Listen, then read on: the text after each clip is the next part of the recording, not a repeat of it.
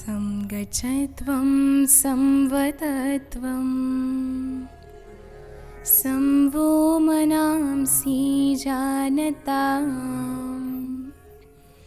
दिवाभागं यथा पूर्वे संज्ञानाना उपासते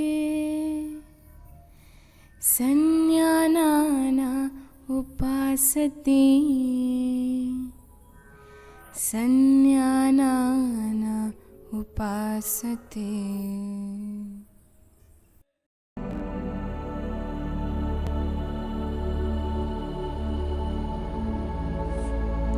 श्वास लेके श्वास छोड़ते हुए नीचे की ओर जाना है।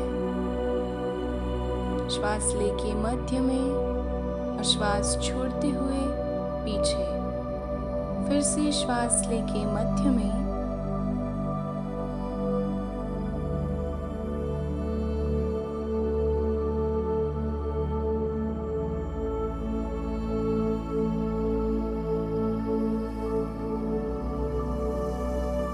श्वास लेके श्वास छोड़ते हुए गर्दन को बाएं ओर मोड़ना है। मध्य में श्वास छोड़ते हुए दाएं ओर। फिर से श्वास लेके मध्य में।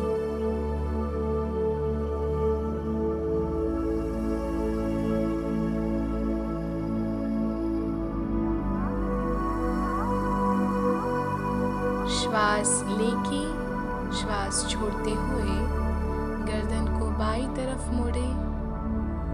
श्वास लेते हुए मध्य, श्वास छोड़ते हुए दाएं ओर।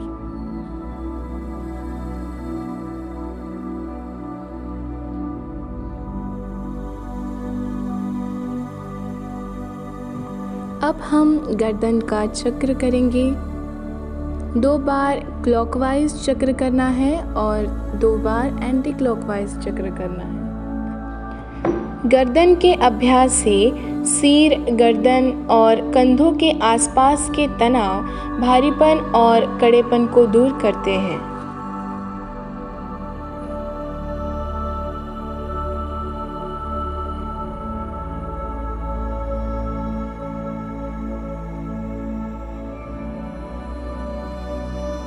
श्वास लेते हुए हाथ ऊपर और श्वास छोड़ते हुए हाथ नीचे।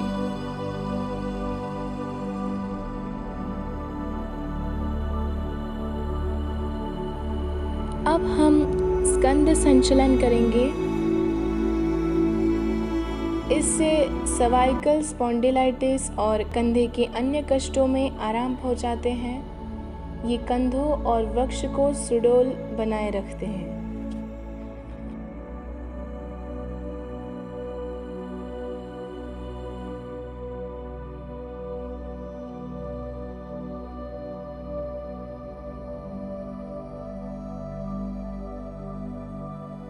भुजाओं को बाजू से लेकर ऊपर उठाएं। उंगलियों को आपस में फंसाकर हथेलियां ऊपर की ओर रखें। श्वास लेकर भुजाओं, कंधों और वक्ष को ऊपर की ओर तानें। एड़ियों को ऊपर उठाकर पैरों की उंगलियों पर खड़े हो जाएं। ये आसन मन, शरीर और इंद्रियों पर संतुलन लाता है।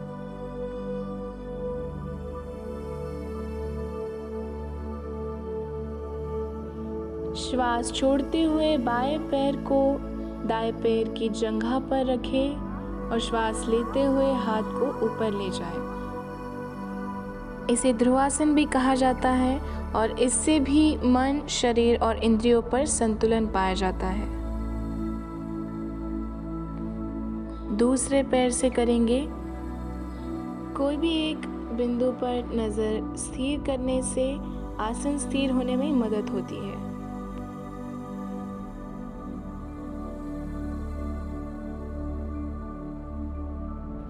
श्वास लेते हुए हाथ ऊपर की ओर, श्वास छोड़ते हुए हाथ नीचे की ओर ले जाना है। फिर श्वास लेते हुए हाथ ऊपर।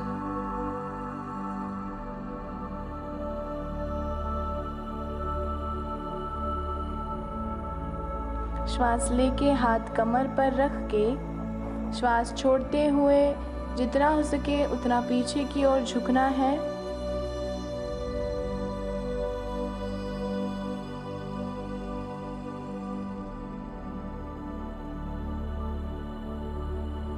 दोनों पैरों में जितना ज़्यादा हो सके उतना अंतर लेना है। श्वास लेते हुए हाथ कंधों की ऊंचाई तक लेके आए। श्वास छोड़ते हुए नीचे की ओर झुकना है। आसन करते हुए एक सावधानी बरतनी है। झुकते हुए शरीर आगे की तरफ ना झुके। दूसरे ओर से भी ऐसा ही करना है। यह आसन पाचन में सुधार लाता है, भूख बढ़ाता है।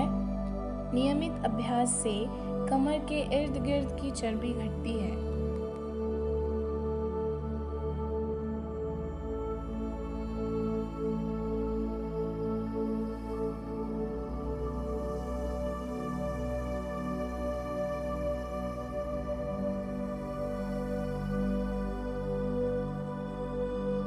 दोनों पैर जुड़े हुए, दोनों हाथों के पंजे सटे हुए कमर की ओर और रीढ़ की हड्डी सीधी।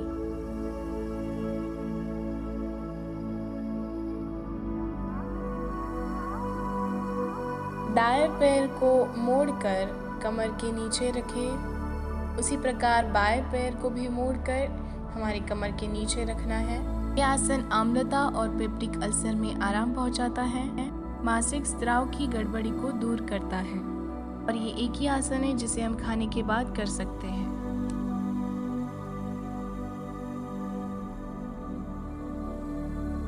वज्रासन में आ जाइए और घुटनों के ऊपर खड़े होके हाथ कमर पर रख के जितना हो सके उतना पीछे की ओर झुकना है।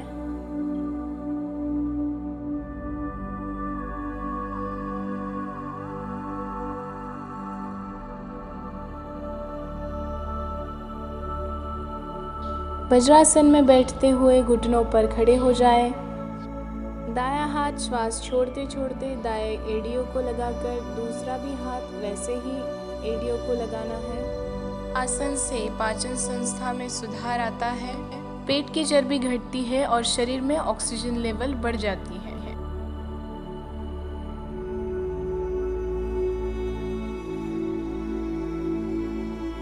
वज्रासन में बैठते दोनों पैरों में ज़्यादा से ज़्यादा अंतर ले लें और हाथों को नीचे की ओर टिकाते हुए श्वास छोड़ के आगे की ओर झुकें।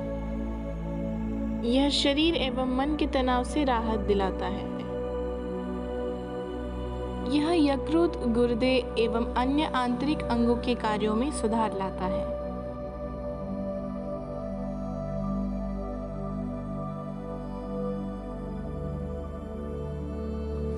वज्रासन में बैठ के दोनों पैरों में अंतर ले। श्वास लेते हुए हाथ ऊपर की तरफ और दायां हाथ बाएं कंधों पर और बायां हाथ दाएं कंधों पर रखें।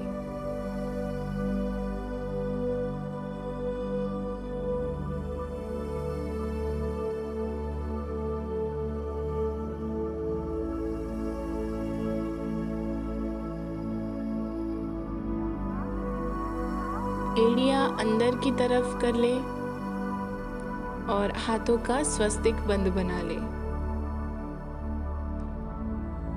पूरे शरीर को शिथिल करें। पूरा शरीर ढीला छोड़ दे। श्वास की गति धीमी कर ले। ये आसन तनाव से राहत दिलाता है और मन को शांत करता है।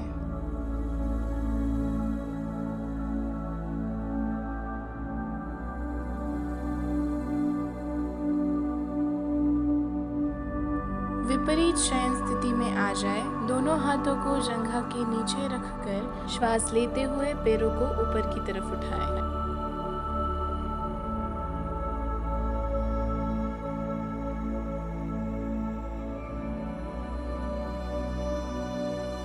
दोनों पैरों को घुटने में मोड़कर खड़े कर लीजिए। दोनों हाथों से एड़ियों को पकड़ ले। कमर और पीठ को उठा ले। यह आसन पाचन क्रिया में सुधार लाता है। मासिक धर्म की गड़बड़ी और दमा इन विकारों को दूर करने में मददगार है।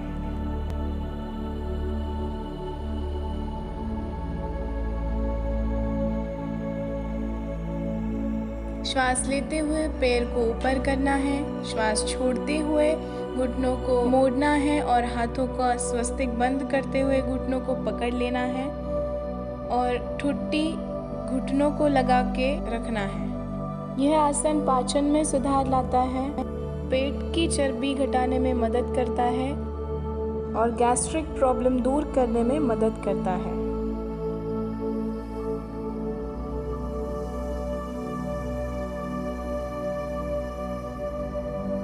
शवासन में आ जाइए। पैरों में 1 से 1.5 फीट अंतर लेकर पंजों को शरीर से दूर रखना है। पूरे शरीर को शिथिल करना है, ढीला छोड़ देना है। श्वास की गति धीमी कर लेनी है। यह आसन संपूर्ण मनोकायिक संस्थान को तनाव मुक्त करता है।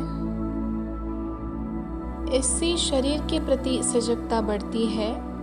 जब शरीर पूरी तरह विश्राम की स्थिति में आ जाता है, तब मन की सजगता में वृद्धि होती है, जिससे प्रत्याहार की अवस्था आती है।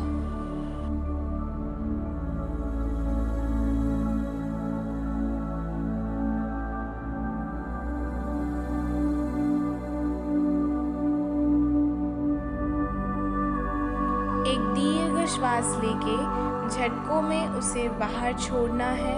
पेट अंदर जाना चाहिए।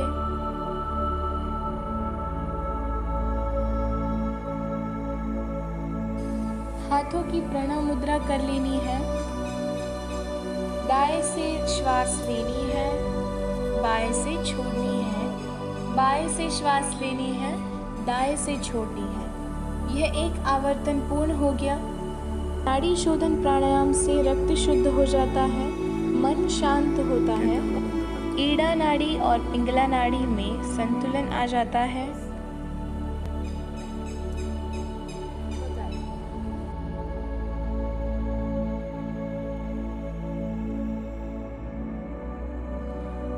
जिह्वा को दोनों बाजू से मोड़कर वहां से श्वास लेनी है और दोनों नासिकाओं से श्वास छोड़नी है। ये प्राणायाम से शरीर में शीतलता आ जाती है। यह रक्तचाप और उदर की अम्लता कम करने में सहायकारी है।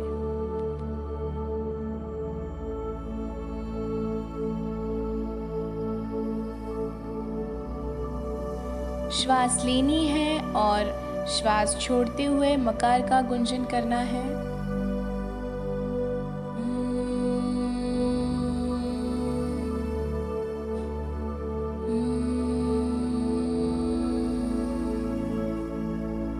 इससे क्रोध, चिंता और अनिद्रा दूर होती है और रक्तचाप में कमी आती है।